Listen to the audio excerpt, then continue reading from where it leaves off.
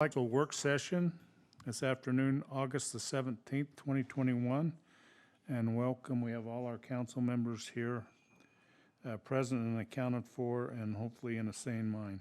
So anyway, and we welcome the staff who joined us this evening and a few other people, invited guests tonight that have come, and any of our public are here. So we'll start our first thing with our city administrator and the introduction of our new employees. Okay, I'll just call up whichever department that has new employees, and you can just bring them up as you go. So, Jerry, do you want to go first? And then Tyler, do you have Tyler, Marty? Anybody else? Okay, we'll go in that order.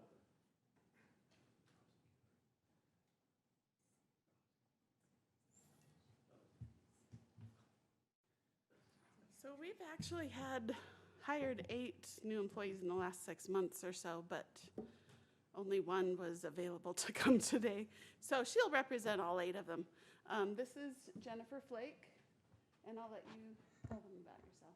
Oh, okay. Hi, so I'm Jennifer. I'm representing all the new librarians at the library. But yeah, I'm really excited to work there. I have a master's degree in library science, so it's really exciting for me to get to use my degree and work in the library.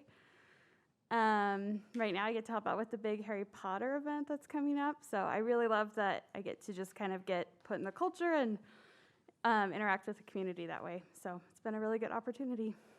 Hey, welcome. Thanks. Yeah, jumping in and taking Harry Potter when she's been here for Yeah. not very long, that's a big thing to do. But she's already doing great, like Stacy said. She was the best person to turn it over to, so we're excited. Thanks. Welcome.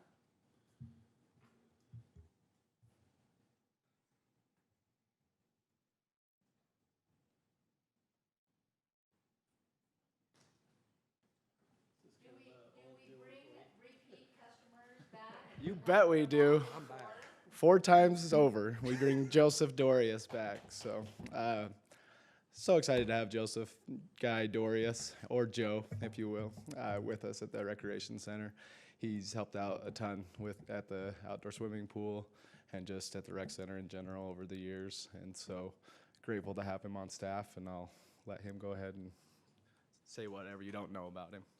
I think pretty much everyone knows me and or has worked with me a little bit. Been at the pool since 2003, so been around for a little while, just new to the job at the rec center. Taking Doreen's position. Yeah. Sorry. Glad you're here. Yeah, thanks. Welcome, Joe. Good to see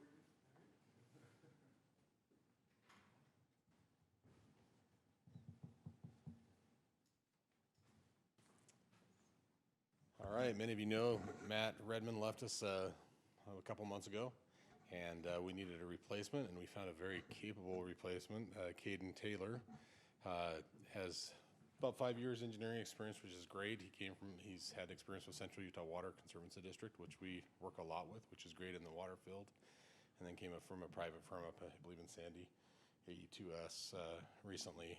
Worked with them for a couple years, so we're great to have him, and let him introduce himself and tell you anything you want about him, or if you want to ask him any questions. So, Thank you. So I grew up in Riverton, not too far from here. Went to Utah State. Like Marty said, I've been out of school about 5 years, so just excited to be here and learning new things at the city level. So, thanks. That's great. Welcome. Thank you. Aggie. That looks like that's just everybody then we have tonight. Okay, with that, we're grateful for the new employees, and we'll move on now to our number 2 item. And Scott?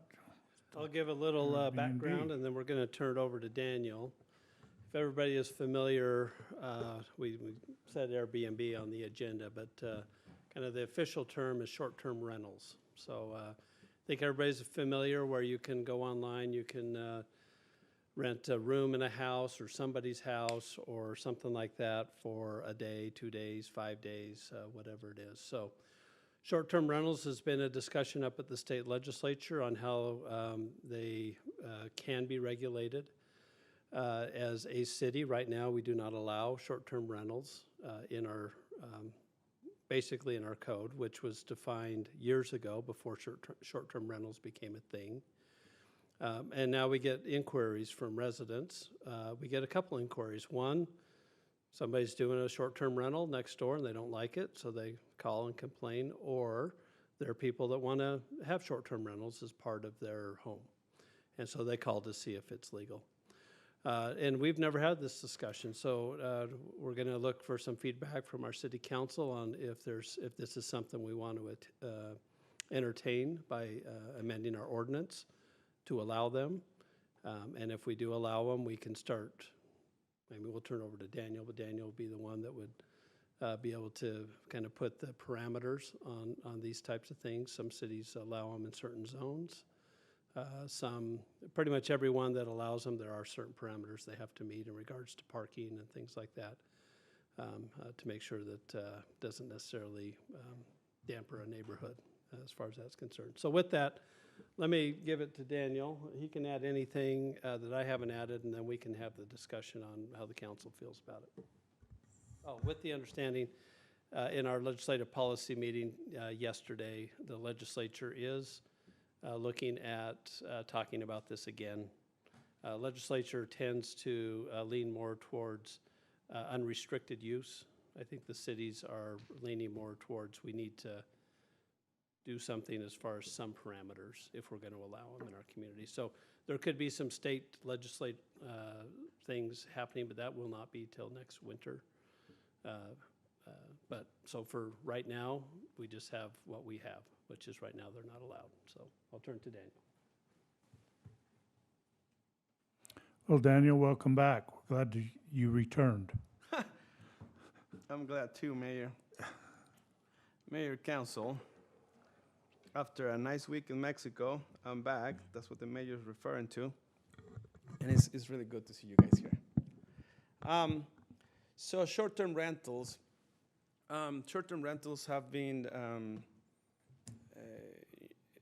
a popular point of discussion, as you guys, as Scott just said. It's on the legislature right now. They're working on it, trying to figure out what would be the best way to approach this. In the meantime, different cities have multiple different approaches. I had the opportunity to talk on the phone to a couple of them, and I can tell you what they do. Right now, we don't allow them in our city. They're not regulated. They're unregulated. They're not in our code. So they're not allowed. The same is the case with, for example, the city of Orem or Provo. I was surprised to know that they do not allow them. Provo only allows them in commercial zones, in one commercial zone that is from, you guys gonna get familiar with this, from Center Street toward the freeway. And that's a commercial zone, actually, only in zones where they allow hotels or motels. That's where they allow short-term rentals or Airbnbs. But then we have other cities like our dear neighbors right here of American Fork. They do allow them, but they created a ordinance that talks about, for example, when I was talking to them, they said that the main reason why they start working on an ordinance for them, it was because there were some big homes or some homes that were being rented for big parties, and or just as again for short-term rentals, and people will have or host parties, and they will be in detrimental of the peace of the neighborhood, and eventually they will create nuisances. So they decided to start working on an ordinance, for example, an ordinance that talks about the noise levels, and an ordinance that talks about what to do with the snow, because these homes are empty. These structures are empty. Nobody lives there. So they talk about, okay, the snow needs to be taken care of. Or, for example, it talks about the garbage. You can have garbage storage there for that long, things like that, right? There are other jurisdictions. So they have an ordinance already. They have a whole chapter that talks about short-term rentals. Our neighbors here in Linden, they are working on one right now, as we speak, too. I guess the same person that calls me then calls them immediately, because they're just working. They're not a planning commission yet. They're just doing the research the same way we are. They're the same stage. So they're doing their research. There are cities such, before I work here, I worked for Sally County. So I was in charge of the canyons. And as you know, people that like to go skiing and stuff like that, they use that a lot for short-term rentals. So we did have an ordinance. And we had an ordinance to talk about, for example, swimming pools and the noise, and they had different restrictions than the other ones, than the other residential zones. So there's many different approaches that we can take. First of all, it's important to know, do we want to allow them in the city? And if we do, what type of approach we want to have? A very hands-off approach. I recommend that we draft an ordinance, that comes in front of you guys, that I start working on it, that touches certain points that are for the benefit of our residents, that don't cause a lot of disturbance, if I might say so. And so that's what I recommend, hoping or waiting also on what the legislative decision that they're working on the Hill right now, see what happens with that one, and then try to adapt that one to what we have. So when we work in an ordinance, it takes us about 2 to 3 months to do some research. Right now I have like 3 or 4 pages of research. I know what cities allow it, what cities don't allow it, how they allow it. For example, some cities are very lenient, if I might say so, but they're more restrictive on the business license part of it, because they do require them to be registered as a business, right? So they pay taxes and stuff like that. So yeah, that's the information I have for you guys, and I'll expect to receive some feedback and some direction from you guys, and that'll be the direction that the staff will work toward. Is that okay? So what do you think, council? Daniel, can I ask you a question? For sure. Is there a specific ordinance that does not allow short-term rentals, or is it just a lack of language that we're saying that we're not allowing it? And I think if there is language, I think we requested to get a copy of that. And we looked, and I swear I remember a phrase that says, you can't rent for shorter than 30 days. Neither Daniel or I were able to find it in Title 10, but general land use law is, if it's not a listed permitted use, then it's not a permitted use, and it's not listed as permitted in any of our So it's just a lack of zones. language that we're saying, okay, so, okay?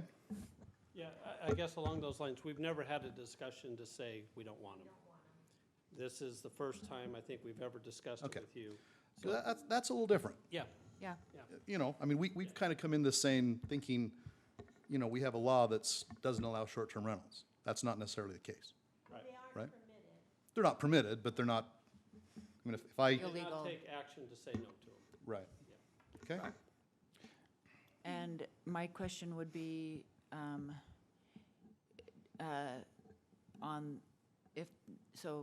let's suppose that they're permitted, and that's a room tax? That's our hotel and room tax? And how is that collected and or reported?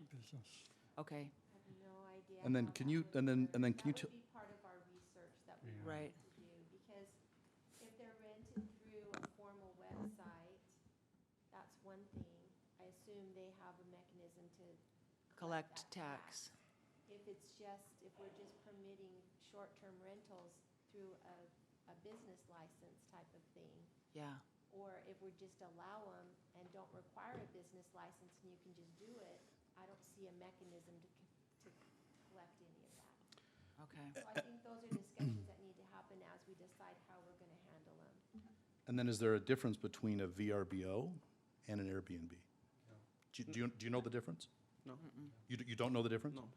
So a VRBO, you'd rent the whole house, right? So if I was, let's say I took my family to California, I could VRBO my home for that week, right? It's kind of a transfer, right? I'd rent someone else's house.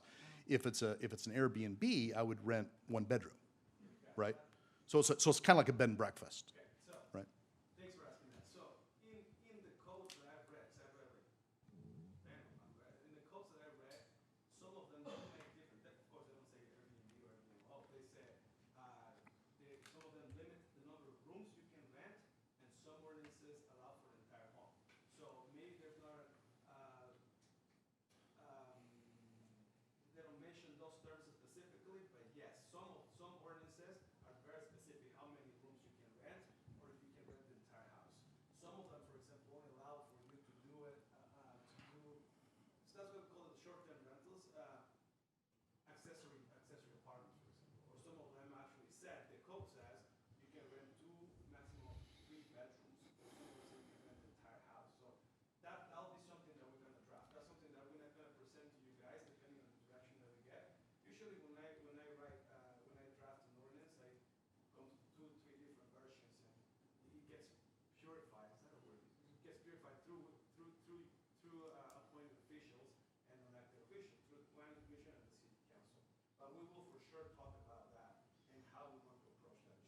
So we already have provisions in our code for roomers and boarders, which would be an Airbnb type situation.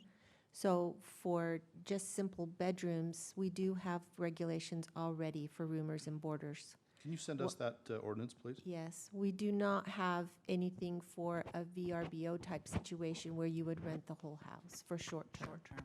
Okay. So there is a current law, current ordinance under room and boarders. And is it short-term, long-term? It's defined as, it's short term. You can't rent it for longer than X number of days to a roomer and boarder. Okay. So it's more on the length, on the excess length, not on the short-term length. Did I hear that right? Yeah. So I could potentially rent it for a day or two. I just can't rent it for Right. 2 months or whatever. Okay. Okay. Well, I think that probably has to be defined as the term. You know, what is short-term, what's long-term? Well, we do, that would be something that would be done in the ordinance. Right. We would define short term. Right.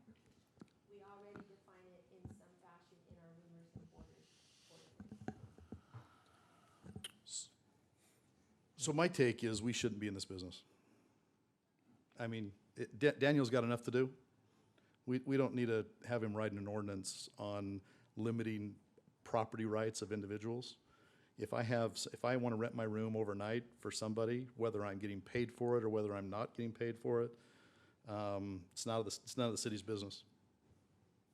It becomes the city's business if you rent a house and then the police are called because. That's an ordinance issue. That's a code issue. Yeah. That's a code enforcement. Yeah. It's not an ordinance issue. Or you saying if something happens at Sure. the house, like Yeah. Yeah, I agree. Yeah. But that's a code violation, right? Or police. Noise or things like that.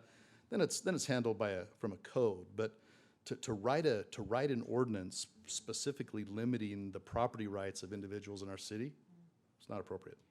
Well, what if it's not limiting, what if it's expanding, Yeah, but just setting some parameters? allowing it. Like, I don't see this as. I'm okay allowing it. I don't think, I mean, I think it allows, it's allowed now. Just because it's not written in there doesn't necessarily mean it's not allowed. Don't we have this discussion after we see what's presented and then ultimately we take a vote? If we want to take 2 or 3 months of Daniel's time, sure. Well, in case it may pass and then, Yeah, I just don't think it's worth the time. That's my feeling. okay. Daniel's pretty busy.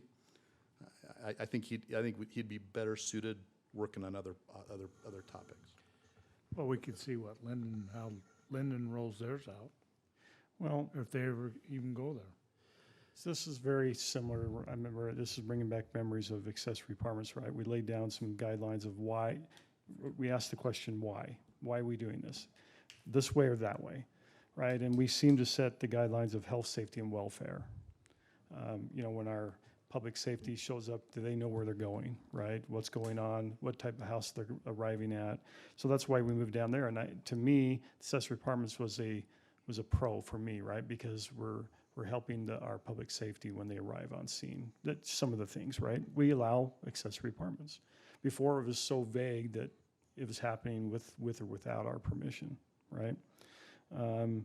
If the state legislator's looking into regulating the cities again, right, then we're gonna have to wait, right? I mean, we can have Daniel work on this all we want, and then the state legislature is gonna come down and say it's allowed to a certain degree, right? And then we're gonna have to rewrite whatever he comes back with. So I don't know how for sure they are looking into this. I mean, we never know, right? It was just, they're forming a committee, the Yeah, well, okay. legislative, the Utah League of Cities is forming a committee to get feedback from cities on how they want to proceed, so that when the legislation comes, they have an idea of where the cities as a group stand. Right, this is part of it. Go ahead. They're actually, the committee, the way they talked about it yesterday in LPC was the committee is to talk about enforcement technology or enforcement techniques, because it is a problem statewide, particularly in resort towns. It does create some issues. We don't have that problem here in Pleasant Grove to the degree that other cities do, but I don't think by the way they were explaining what they wanted yesterday. I don't think they're gonna come down and tell us, you know, you have to permit them, or they use language of enforcement techniques. So That's not, yeah. it's not gonna be I don't think it's gonna be hey, all cities, you have to allow them with no regulation. They're just gonna be permitted. Well, and there has to be a reason why they're obviously must be some kind of problems going on in the state with these types of situations, right, for them to do a committee, right? So I'd just be curious to know why they're really looking into it, why. Are other cities starting to buckle down a little bit and saying, hey, we've had some issues? Again, Pleasant Grove's not a destination to a certain degree, right? Unless they're coming here for the trail or the trails and. Well, I think it's fair to say that this has not hit us yet. It's hit other cities. And I think that's why it'd be good for us to get out in front of it before. Well, and I don't know if you guys have searched for a room, but we got a lot of them that are available. So all you gotta do is just look, and it's hundreds long. So as opposed to going into it with a limiting idea, I would love to go into it. If people are calling and saying, can I do this? I would love to be able to say legally, yes, you can, and here's the parameters, which is the same conversation we had with the accessory apartments. So I would love to give property owners the right to do it, and here's just some things to be mindful of for your neighbors. So I would love to have it. So if we don't have anything right now then, right? No, we're seeking feedback, and because I'm curious, have any of you received a call or a complaint about one in your neighborhood? Not Not my that neighborhood, they but other want- neighborhoods. No, In that- other neighborhoods? And I've had people ask if they can have, if Yeah, they I've had can that do it. too. So you have more people asking if they can do it, not Correct. necessarily we have one in our neighborhood and we don't like it. Correct. Okay. I haven't had a complaint. I've had a complaint, but I've also had people ask if they can do it. I'll speak anecdotally. We had one next door to me, and it was a VRBO. So they were renting the whole house, and they were as a short-term rental. And for certain neighbors, that was a huge problem, and for others, they were fine with it. Our HOA essentially banned them. So I live in an HOA, so the HOA changed the bylaws to not allow short-term rentals. But And that's a proper use of an HOA. well, sure, because it's the neighborhood making the decision, right?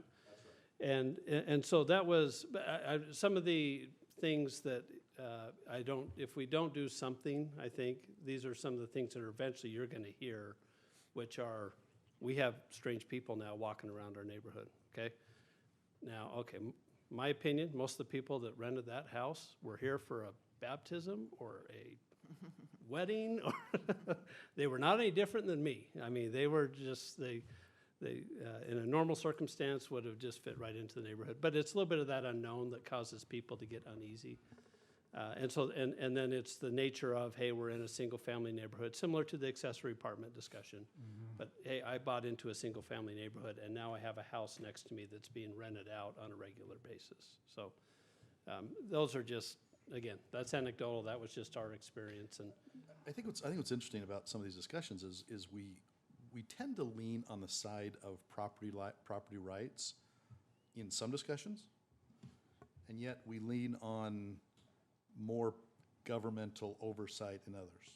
And I think we, as a council, need to be careful that if we're going to say the property rights is property rights, then property rights need to become property rights. Well, but it's also pretty complicated sometimes too, right? When you, I just think, for me, I just need to know the whys. Why are some cities full on okay? And why are some cities going to the point where they're asking legislature to create a committee, right? And I think we protect ourselves, we're okay. Another question is why now? Why is this being brought up now? Especially when we know that there's a discussion happening on Capitol Hill.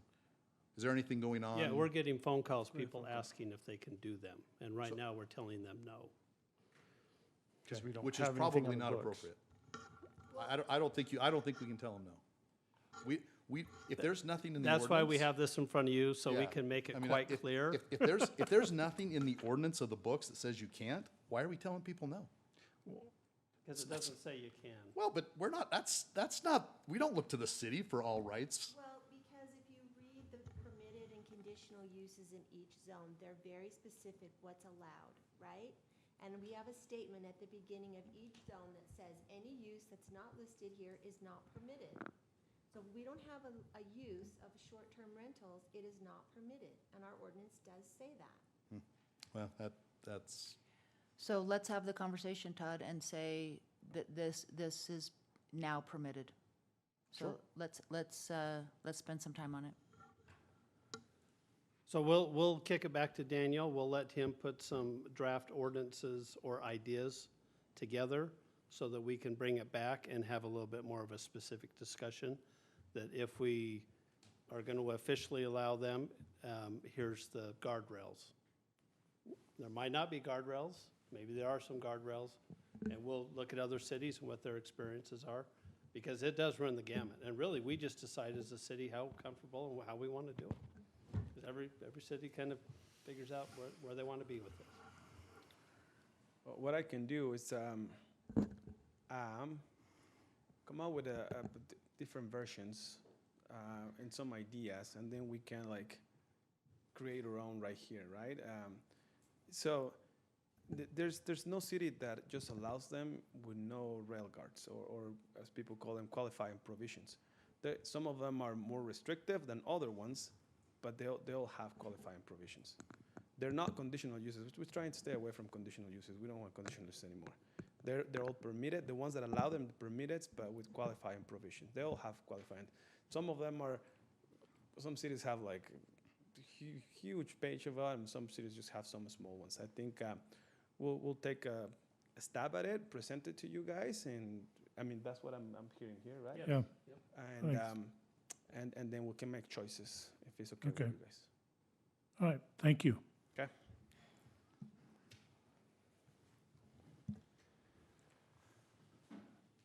We'll move to item number 3 on our placement of our monument sign. Okay, we've been on this one for a while. I hope we can get this thing pretty much put to bed. But let's start with what this thing looks like. Okay, so a while ago, our city council allotted funds to do what we would call a monument sign. Scott, a monument sign for the city or for the library? Well, initially I mean, it we was went going to be into it, for yeah. the library. Then we got into a discussion, is this going to be more of a citywide thing? Then we got into a discussion of doing one that was really big, which was like $100 and some thousand. The city council allotted $40,000. And so we ended up circling back. We had a committee that had a couple of you on it.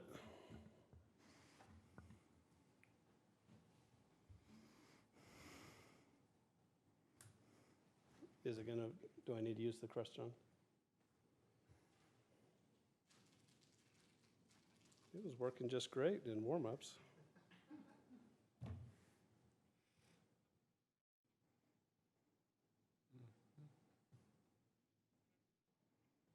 Okay. Okay.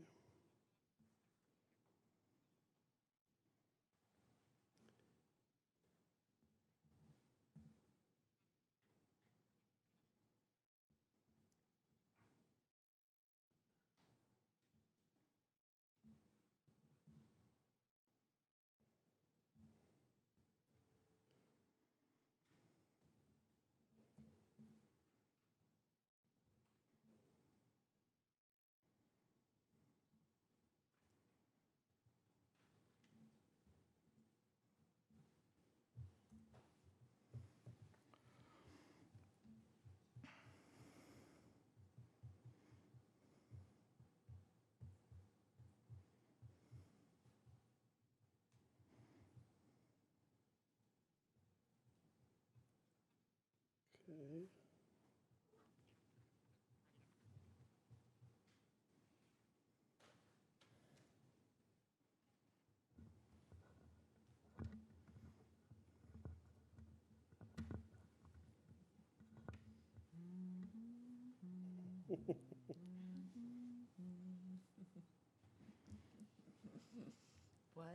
While we're waiting for that to come up, I will, I've got an item of business here, but we received a letter from Cedar City from the mayor and thanking us for our response to furnishing sandbags to them in their flooding situation they had there. So I thought that was nice. And It was nice. they said if we ever need anything from them, we'll just let them know. You- So See if I can do the, I'll let them know that we need about 5 miles of road paved up here, and they take care of that. That'll it's be just paved. saying that I have to, They it's not actually allowing me, do the big one yeah, it's not allowing me They to actually download have the a whole Crestron. trailer full, Because there's an for app that us, comes and with it's it. employees Yeah, if you want of to do sandbags it. ready to go. Everybody got reloaded? Yeah. Well, no, I mean, our boys today Yeah. spent the day. Yeah, right before our meeting. Didn't I ask you before the meeting, was everything okay? It was. I came in, I checked it out. He says, yeah, we're good.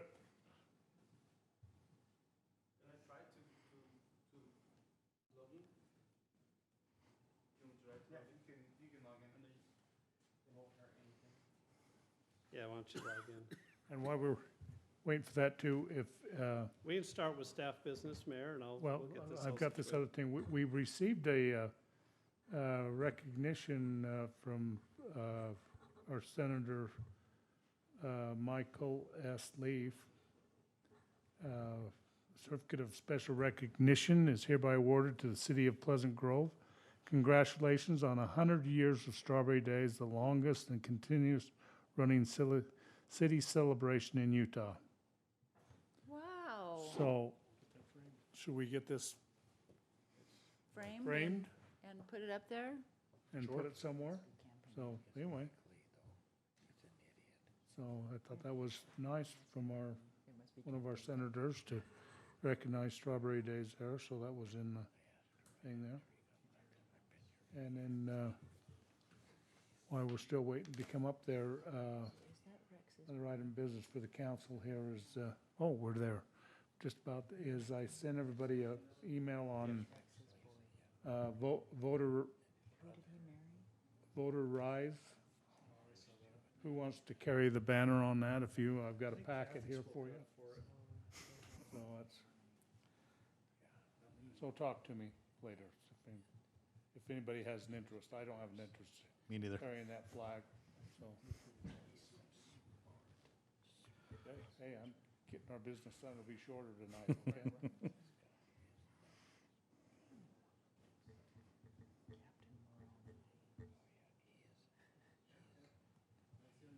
Yes, go ahead.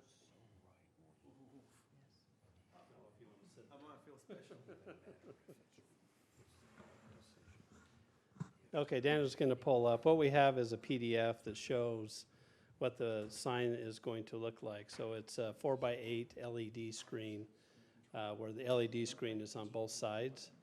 And then it has a 2-foot by 8-foot base, which is brick. The brick that is shown in this is not the brick that we've actually ordered. The brick that we've ordered is a little bit more red in color, but this will give you an idea of kind of what it looks like. There you go. So as you can see, the LED is 4x8. We have the decorative cabinet, which is 2 feet high and 8 feet wide. They have a 6-foot tall person standing next to this to kind of give you a perspective of how tall this would be. So that's roughly my height. I'm 6'2", so the top of the sign would be about where the top of my head is, as far as that being implemented. So the brick down below is more of a colonial reddish color, which meets our code. We do have certain standards for our downtown that we need to use. We had a committee that was formed, which was Sherry and Denise and Kyler and Tina and Dion and myself and Sid and Eric and Mayor. Did we have you on that one, Mayor? So we were that was the group that kind of hashed through. Should we do a bigger one? Do we do a smaller one? So we eventually landed on doing something that would fit into our parameters. The cost of this sign is $42,000, which is within our budget. And so we have ordered this sign to be delivered in September. So now our question is where do we want to put this sign? So with that, if Daniel can pull up the overhead of the library, where the library sits, we'll talk about, when we talked about this, whenever it was, year and a half ago, if you look out there now, there's some PVC pipe that shows pretty much how tall the sign would be and how big it would be. And so that gives you, kind of gives you an idea of, Is it double-sided? yes, two-sided. Okay. So we don't, whatever direction we have it facing, so this is where the current marquee is, so this is a potential place for the sign. And then this tree is not here anymore, but on this corner here would be another. There we go. Okay, so right there is a potential place, if you can go to the left. So about right there, kind of where the back home is. Scott, in Yeah. any future plans, is that driveway to the library, is that going to, would that always be the, Well, for the time being, we've decided to leave it there. okay, because I know you were. We thinking figured, about- we looked at the cost to move it, and we felt like at the end of the day, it wasn't really gonna change a whole lot. And so, the cost to move it, wasn't gonna be worth, I think, you know, cause you gotta do a retaining wall and, all sorts of stuff there. So if it were to be right in front of the library where the current marquee is, we think that would be fine. Somebody has suggested maybe kind of halfway, put it half block there. Or we put it on the corner, and then if we put it on the corner, do we want it facing center or do we want it facing First East? So we're looking for feedback from the city council on Well, where you want that. can we have our library director speak first? Oh, sure. Sherry, you want to come? Sherry, so the committee, sorry, I should have mentioned this. When the committee discussed, we talked about putting it on the corner. We felt that that was the best visibility and that the sign could then be kind of dual use in regards to not just library stuff, but city stuff. Now, Facing north and south? we didn't necessarily settle on, I don't remember, those in the committee can refresh my memory whether it was going to be north-south or east-west. Based on the traffic on First East, you're gonna get more viewing if it's on, you know, you're looking Yeah. at First East on. Now, there's, I think, pros and cons, but let's have Sherry share her thoughts on, she was the one initially, this kind of morphed into a little bit bigger than what she was. Yeah, my thoughts have been, yeah.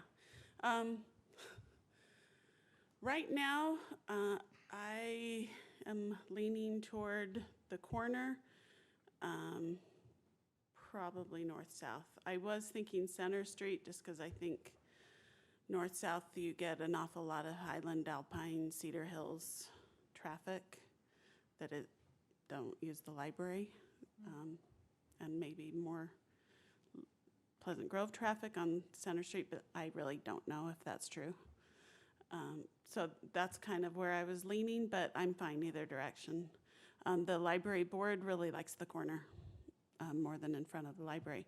Initially, I liked in front of the library, but once the Beckholm and those trees were gone, it feels more like that is library property. It didn't feel like that before.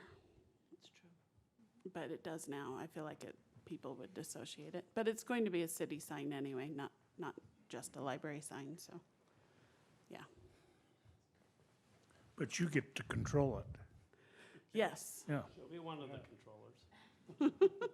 Oh, see, there you go. Can you see Sid and I? I don't think she wants to be the sole controller. So, 'cause- Sherry, were you thinking more in here or up towards the corner more? Or So I was straight thinking up? more there, Sorry, where there? the Beck, in front of the Beckham. Further. Yeah, So down from the basically corner a where little the bit. sign is now, Oh, okay. the PVC. Oh, okay.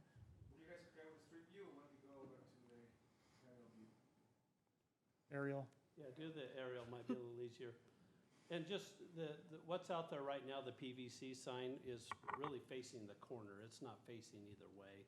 So is it gonna be 45, or is it gonna be, it's gonna be We think it'd be a 9. Because double-sided, it'd 90. have to be east to west, east-west? north to south. And with the potential First East and Center being redone, you'd have to set it back a little bit so you don't delay anymore, right?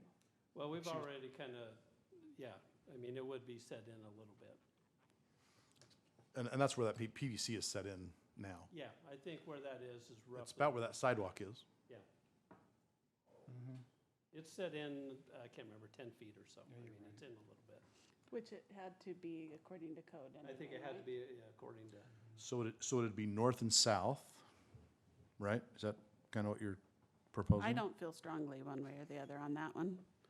That's gonna have the biggest. Sherry, it's only been Yeah, I like agree. a few weeks, right? Come on. I mean, but ultimately, you do get more people going north and south, Yeah, right? and you will get, and you would be able to see it going east and west. You just have to look to your left or your right. Right, right. Is there a possibility that there's gonna be something there on that corner in the future and we'd have to take the sign out? And is it possible to move the sign?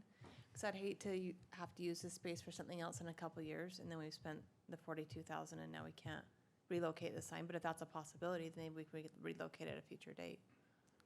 So you're saying if we were to build some, like, the library. add-on You to can the always library or relocate the something? sign. Did she just drop her jaw?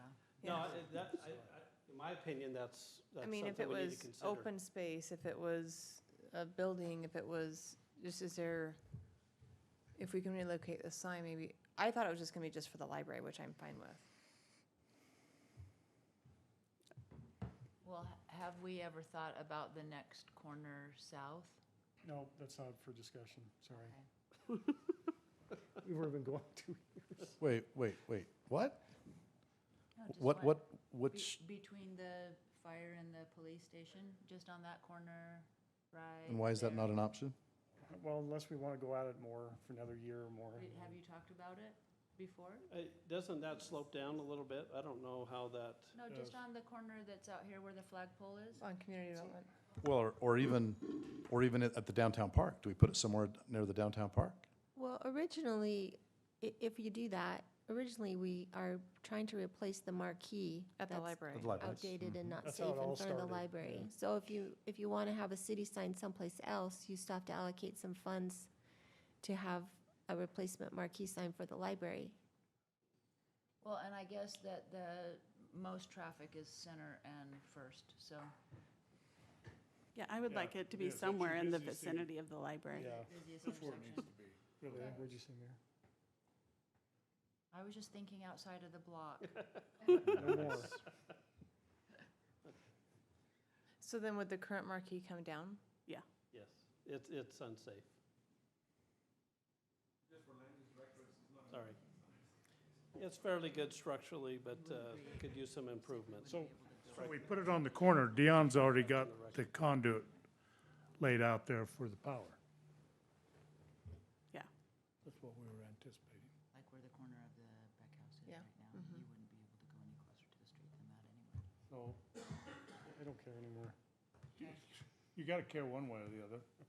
I just want, Sherry, PG cares. what is it going to be beneficial if we keep it within this area for you? Right? Because it started out as replacing your marquee, right? And notifying people of programs going on. And of course, it can be used for other things, but it's important to get our programs out and noticed. And Yes, are we going to accomplish that by having it in that general area, I guess? yes. I want you to be happy. Yeah, I don't think there's a difference. So if you're coming down First East and you look to the right, You'll see it. what first building do you see? It's the library, Mhm. because that's all that's there now. Yeah.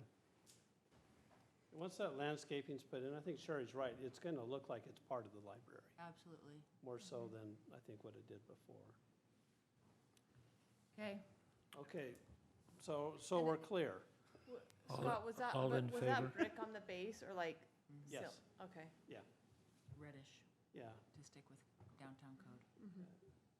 Hey, Dan, we had some, didn't you have some, well, forget it, never mind. We had some of the brick, I thought, in one of the photos, but maybe not. So we're just gonna have a little bit of a, I know Daniel doesn't like mounds, but so we can landscape We're it a little gonna- better with flowers, we're is gonna that? try, yeah, so we're gonna try to maximize the height within code, so people can see it. And then we will build something around it, so it's not just a sign, but we'll have something around it with some flowers and things like that to make it look I like nice. the mound idea. Attention, good. And that, I guess we gotta get a little more detailed on that, but, so what I'm hearing is on the corner with it facing north-south. Yeah, let's do this. It's been what, 2 years now? We've been talking. Been a while. At least.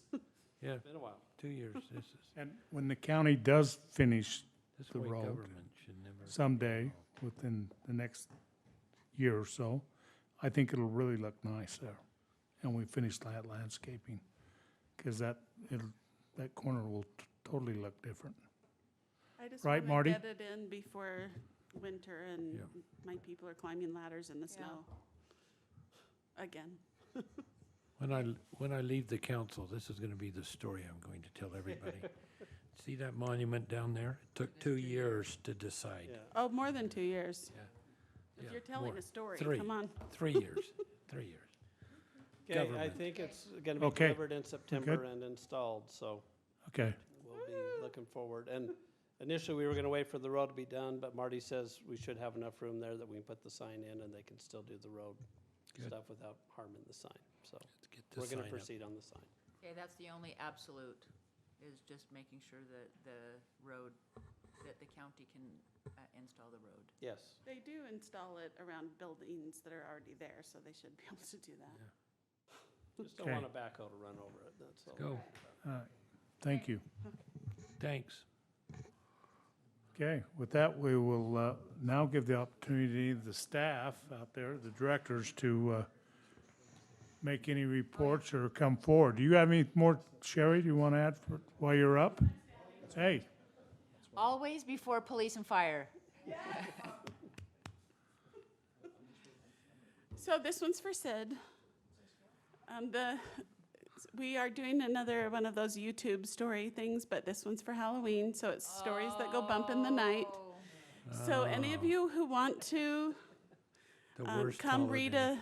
a Halloween picture book, and, Been there, done that, have the t-shirt. well, if you want to do it again. You got a T-shirt? You didn't get a T-shirt? The Strawberry Days t-shirt. Does all the council? So, but it'll be fun. So, Everybody did it? And when are you I'd be happy to do that. what am I filming? Well, like when is it filming? Oh, starting September 1st. So you've got to pick, And when is you do the it. Harry Potter date?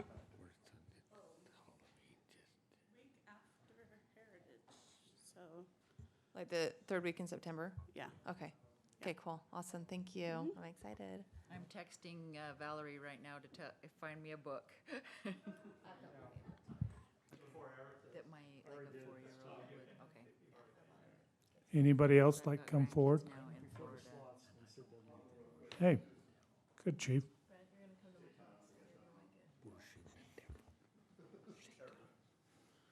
How you doing, Mayor and Council? Kind of a busy week for us. I was gone this last week, driving to Florida, taking my kid down to Florida for school.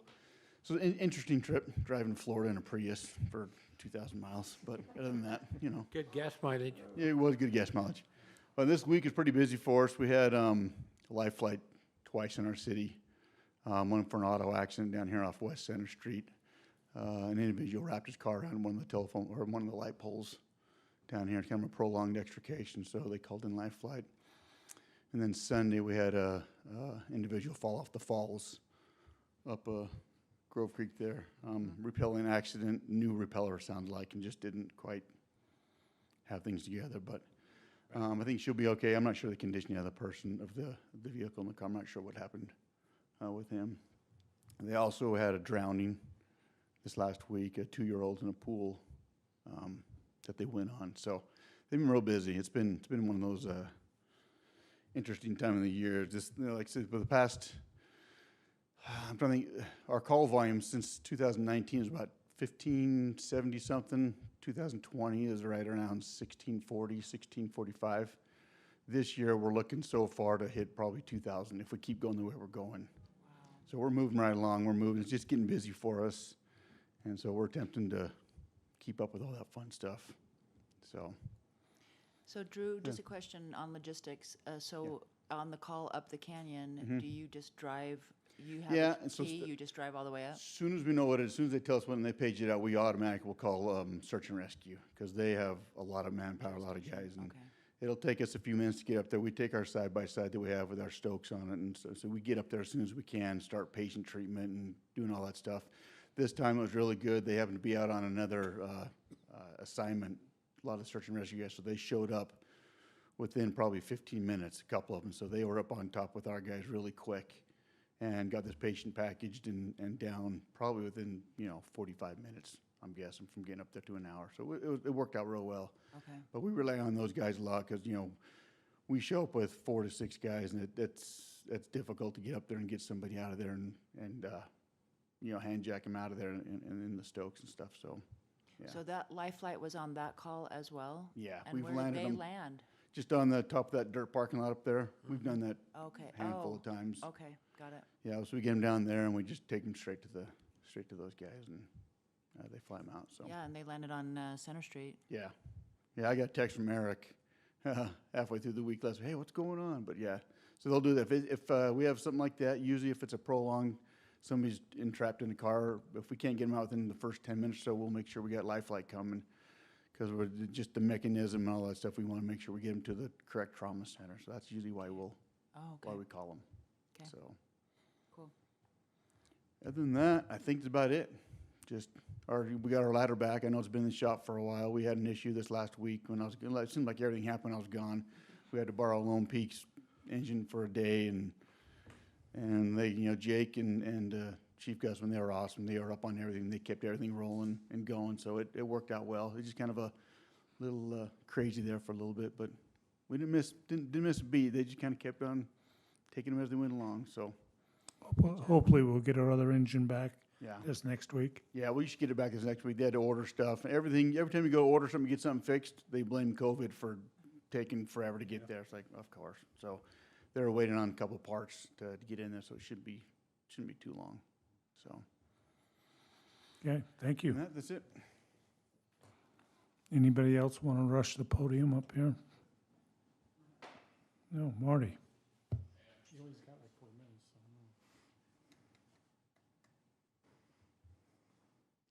Just thought a quick water update would be appropriate, where we're at today. This is as of today through yesterday of our water use. We've looked at this many times before. The light blue is our last year usage. The purple is where we're at today. Those rainstorms have helped a bit as well, cut back on the usage. To date, starting July 1, we're about 8% less usage than we were last year. Wow. No, let me get that straight. I think it's year to date, not since July 1. The amount, let me quickly check. Where we're at today is still 149% higher than the state, but it's less than what we used last year, which is the highest usage that we've ever had before. But that's kind of what we've been gauging everything off of. So we're down quite a bit from last year. Right now we're projected to get through October 9th. So we're getting closer to that October 15th. If we used all of our water based on our estimates today, then essentially that purple line is going to match up about where the dark blue line is, and that means we've used every drop of water, including the 1,200 acre feet of holdover water that we had from last year. So again, we can kind of let it go through and talk about this on the first part of September at our first meeting and decide where we want to extend that to. It's still, it's good. We're seeing the drop off. We are seeing some conservation. It's not as drastic as we would love to see. It is there. We should be fine to get at least through October 1st for sure, based on if we keep at these same rates and everybody's continuing to conserve. But still, we're not saying we can even get to October 15th, even with our current storage. So just kind of be aware, those are actual numbers as of yesterday's, all the way through yesterday. We got the reports this morning and threw them into a graph. So that's where we're at. Happy to answer any questions you might have on that. Yeah, I have a couple. 150% of recommended. I don't know what we do. I don't know what we do to get the word out. I don't know how to educate more. We have been screaming about this for 8 years that I know of for sure. So here's my next question. Where is the legislature right now on metering secondary? I know Jake Andrig ran a bill, but I don't know what happened to it last year. And I don't know if there are some that are for new build. I can't remember if they said that it was, I mean, if that was law. My next part of that question is, there are cities who are metering and not charging, but it is an awareness issue. People will say to me all the time, I conserve, and I say, how do you know? Well, we have sample meters throughout our city. Yes, we do. Do we meter those, and do we take record of those, and what are the results? We did for a couple of years, Todd, and then we haven't for the last couple of years as far as where those meters are reading. What we found is that it wasn't as drastic as 30 or 40%, because about 3 years ago when we really did it, we compared to Spanish Fork, Santaquin, Mapleton. Anyways, we kind of looked at them, took comparable irrigable land, and tried to compare that to the meters. Every city was drastically different. Mapleton was amazing. They just tend to use the water. It doesn't matter to them as much as others. So what we were seeing is about a 10 to 15% more usage here on those meters than in those areas that were actually metering and charging based on meter usage. Now, we were expecting to see about a 30%, so it wasn't as drastic. But again, we're talking about 30 arbitrarily placed meters in our system that we could better look at that. And so it's not really on a large enough scale to probably be statistically correct on what that is. But we feel like that definitely there's a definite, if you're metering people, they're going to look at it.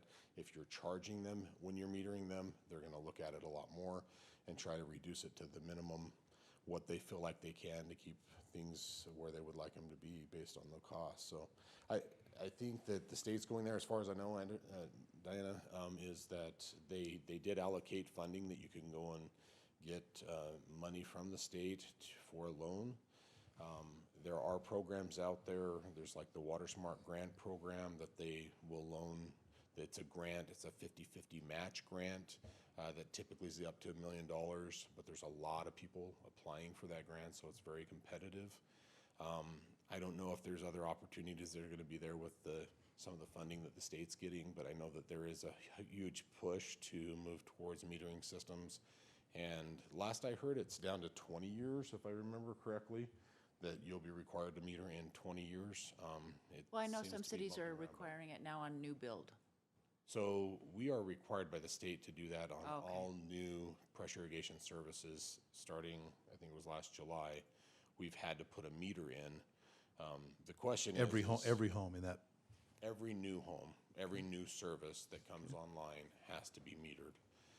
The question is so we've got 100 or 50, 100 others. We haven't determined exactly the best use. We obviously can't regulate based on 150 homes being metered throughout the city, and we got 7,000 connections.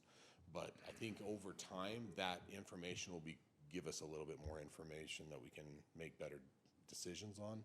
But right now, again, they're being required to install them. It's required by the state. It's in our ordinance now that they have to do that, and we just haven't even. We have to report it once a year what that usage was, but there's no really good data that they're going to get from that until we actually have a significant number of services actually online that we can monitor. So, How much does it cost per meter? Depends on the size. Typically, you're right around $250 to $300. What's the typical, what's the majority size? Do we have? That's a typical 1-inch. 1 inch? Would be about $300. When you start getting up in the 2-inch size, you can get as much as $900 to $1,000. Okay. And that includes the meter and the readout, the MXU, whether it's radio read. So the radio read as the guy just drives by. Right. So if I just quickly did a calculation, we're looking at about $2.5 million to put in meters. No. So that's just the cost of buying the meter. That's what I'm saying. That's not installed. Okay, so $2.5 million would be just the cost of the meter. Then how much would Our last estimate was at $7.5 to $8 million. Okay. So, and we've looked at it, and we got to figure out. Eventually we'll have to figure out that problem. It's a big But cost. currently we're under, right? Am I reading? So we're right here. Is that right? We're under last year's usage by about 8%. Okay. And we're going to a cold spell. So let's look at it in another 2 weeks, see where we stand. Yeah. I'd like to look at this every 2 weeks if we can. Sure, that's why I wanted to bring it up, and the next one's 3 weeks out. Yeah. So at our next council meeting, if that's where you would like it, we'll have our latest and greatest data at that point through September, through August, and we'll have to make some decisions, because as of right now, we can't get through October 15th with our current usage. Right. Okay. So. Okay. Thanks, Marty. And then just be aware, we do have our seal coat project is moving forward. We're approving the change order tonight, and they are right on our heels getting ready to get going on all that. So you'll be seeing seal coats going throughout the city, many locations. I believe it's on the website. Everything should be up. They've got a great team that does all of their publicizing and posting for all the neighborhoods and things like that. It's kind of a pain. As you know, we've done this for 5 years now with this same seal coat. It takes 24 hours to cure. So they typically will try to ask residents to stay off of it for the 24 hours. They usually try to address any needs with special needs for the neighborhoods and things like that. So, but it is, once it's done, usually it's a good 7 years before we have to get back on it. So that's the goal. Where are we at with the 100 East? So yesterday morning, I received the 100% design plans on to go out to bid. So I'm not exactly sure on the bid. I've tried to get a hold of Glenn this last week at the county, and I did not get a response to find out what their schedule is. But I'll send an email once I hear back this week, because I've been asking him to get me a schedule. Now that they have the 100% design plans, I think they're intending to move directly into bidding. Okay. So But we're still talking 2021? that's what I understood. So that's what we're pushing for, Todd. Absolutely, we're on there. If they get any bids. Yeah, We were told spring yeah. of So, 2021. Yeah. Okay. So that's where we're at. And just They so are- you know, Marty, I mean, what happens is we have these meetings and then we tell the residents, and then that doesn't happen, Understand. right? And so we're the bad guys. Yep. So that's kind of tiring. I fully understand. We've pushed that one as far as we can, and they're finally there. We're still pushing them to get it done this fall. Okay, thank you. And the project on Second South, that was a sewer, that was, Yeah, so that's a new development. If you're talking about all the cuts across the road, where you're talking not, Second not South. the east side, but just in front of the bungalow area, Oh, what, so towards the 100 railroad. West from Center Street down to Second South is a pipe bursting project. So we're upsizing the Okay, that's line right. through pipe bursting underground. So they'll be disrupted there probably for another month or so. Okay, And so that'll impact that whole area, just trying to get the pipe bursting, the pipe laid through there and pulling that through, so. okay. And traffic in Pleasant Grove today was horrific. So everybody's back in school, people are going to work. I don't know what happened, but the traffic was off the charts, so. If you'd stay off the streets, I that'd was be one less trying. car. I was trying. Okay. All right, thank you. Well, we've run out of time for our work session, so I'll ask for a motion to adjourn. So moved? Have a motion to have second? Second. All in favor, say